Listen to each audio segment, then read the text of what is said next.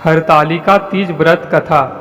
हरतालिका तीज की यह पौराणिक कथा शिवजी ने ही माँ पार्वती को सुनाई थी। इसी कथा में माँ पार्वती को उनका पिछला जन्म याद दिलाया था। हे गौरा, पिछले जन्म में तुमने मुझे पाने के लिए बहुत छोटी उम्र में कठोर तप और घोर तपस्या की थी। तुमने न तो कुछ खाया और न ही पिया, बस हवा और सूखे पत्ते चबाए।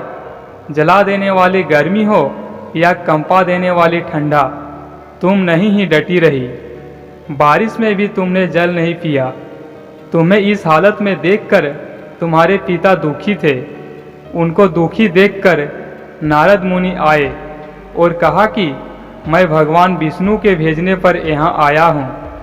वह आपकी कन्या की से विवाह करना चाहते हैं। इस बारे में मैं आपकी राय जानना चाहता हूँ। नारद जी की बात सुनकर आपके पिता बोले, अगर भगवान विष्णु यह चाहते हैं तो उन्हें कोई आपत्ति नहीं, परंतु जब तुम्हें इस विवाह के बारे में पता चला तो तुम दुखी हो गए।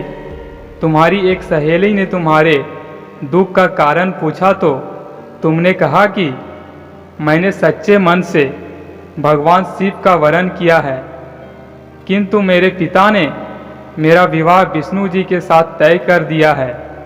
मैं विचित्र धर्म संकट में हूँ। अब मेरे पास प्राण त्याग देने के अलावा कोई और उपाय नहीं बचा। तुम्हारी सखी बहुत ही समझदार थी। उसने कहा, प्राण छोड़ने का यहाँ कारण ही क्या है? संकट के समय धैर्य से काम लेना चाहिए।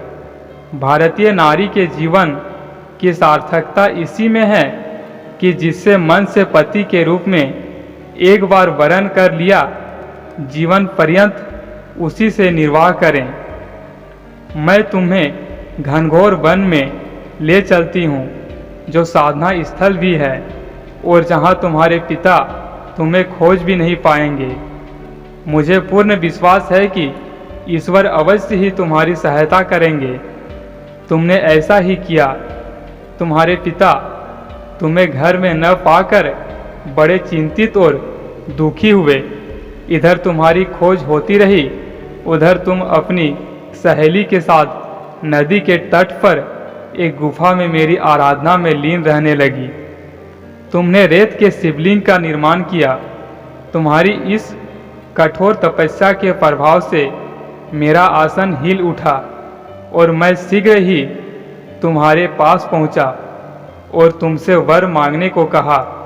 तब अपनी तपस्या के फलीभूत मुझे अपने समक्ष पाकर तुमने कहा, मैं आपको सच्चे मन से पति के रूप में वरण कर चुकी हूँ। यदि आप सचमुच मेरी तपस्या से प्रसन्न होकर यहाँ पधारे हैं तो मुझे अपनी अर्धांगिनी के रूप में स्वीकार कर लीजिए। तब तथास्तु कहकर मैं कैलाश पर्वत पर लौट गया।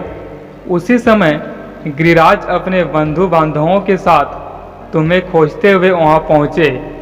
तुमने सारा वृतांत बताया और कहा कि मैं घर तभी जाऊंगी अगर आप महादेव से मेरा विवाह करेंगे। तुम्हारे पिता मान गए और उन्होंने हमारा विवाह करवाया। इस व्रत का महत्व यह है कि मैं इस व्रत को पूर्ण निष्ठा से करने वाली प्रत्येक स्त्री को मनवांछित फल देता हूँ। इस पूरे प्रकरण में तुम्हारी सखी ने तुम्हारा हरण किया था, इसलिए इस व्रत का नाम हरतालिका व्रत हो गया। इस व्रत से जुड़ी एक मान्यता यह है कि इस व्रत को करने वाली महिलाएं माता पार्वती के समान ही सुखपूर्वक पति रमन करके शिवलोक हो जाती है। मैं आशा करता हूँ कि यह कथा आप लोगों को अच्छी लगी होगी और यदि चैनल में नए हैं तो चैनल को सब्सक्राइब करना न भूलें ताकि हर वीडियो आप लोगों के पास पहुँच सके। धन्यवाद।